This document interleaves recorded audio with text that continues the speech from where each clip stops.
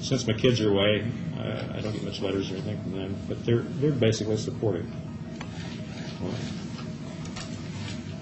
a couple things.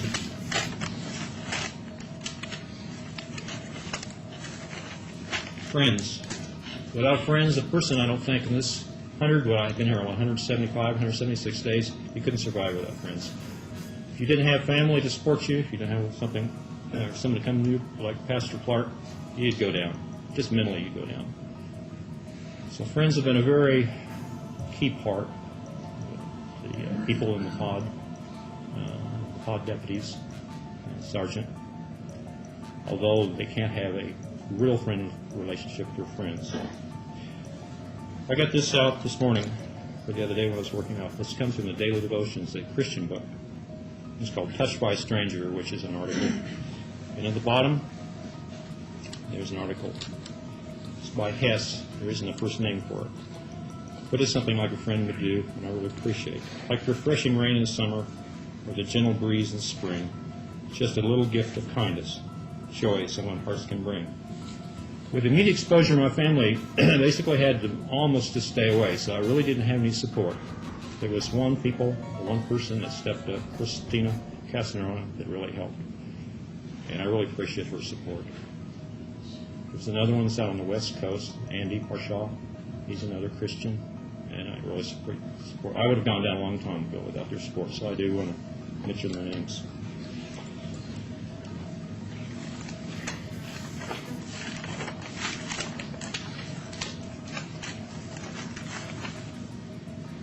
A Christian Bible verse I found that I think it's helping me, or will help me, and leading me. This is John 8:12. I am the light of the world. He who follows me shall not walk in darkness, but have life of light. Now that I've confessed, put myself out to let everybody know what's going on, I expect to heal and to have life. And then hopefully someday God will accept me.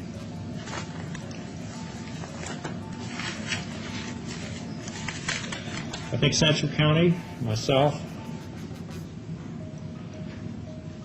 we speak of a man as an evil man. A dark side was there, but now I think light is beginning to shine. So I appreciate the family and friends and all I can be thankful for. And I think that will keep me from finally going to the dark side or hell.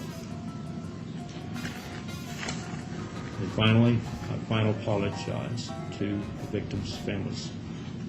There's no way that I can ever repay them. That's all, sir. All right, thank you very much. Take care to be heard. I am BTK. Yeah, I'm the guy they're after, 100%. This interview, obtained by Dateline after it was done, was conducted by a Harvard-trained forensic psychologist, Robert Mendoza, who performs more than 100 evaluations for criminal and civil cases each year. He was hired by the defense team to assess Rader's sanity. I got this fantasy. I started working out this fantasy in my mind, and once that person become a fantasy, I could just loop it over. I'd lay in bed at night thinking about this person, the events, and how it's going to happen, and it became a real, almost like a picture show. You know, I wanted to go ahead and produce it, direct it, and go through with it, no matter what the costs were and the consequences. It was going to happen one way or another. No one knows for sure why Rader had to kill to fulfill those fantasies.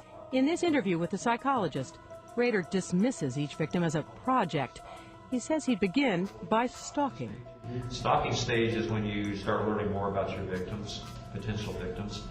Went to the library, I looked up their names, that address, cross-referenced, and called them a couple of times. Drove by there whenever I could. And each time he struck, Rader said he was armed with what he calls his hit kit. And your hit kit contained what? Plastic bags, rope, tape, knife, gun. All those wouldn't be in the kit, they'd be where I could have them in the house and gather them up. Tools that would come to define the work of BTK. The victims were often discovered bound with tape or rope tied in unusual knots. In his jailhouse interview, Rader blamed his murder spree on that mysterious force he has always claimed was way beyond his control, Factor X. Something that's, I use it, I actually think I'm maybe possessed with demons. I was dropped on my head when I was a kid. I've talked to some theological Christian people, and some of those people are really strong. They actually think, well, the Bible says that there's demons within you or can come into you. That's the only thing I can figure out. I have, something drove me to do this. The normal people just don't do this. You can't stop it. I can't stop it. It's just, it controls me. It's like it's in the driver's seat. 10 innocent people murdered to satisfy the twisted needs of one selfish man.